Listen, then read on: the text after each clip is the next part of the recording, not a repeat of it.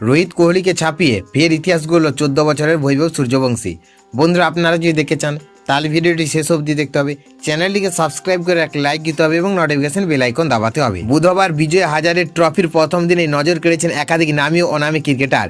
একের পর এক সেঞ্চুরিতে ভরে উঠেছে স্কোর কার্ড।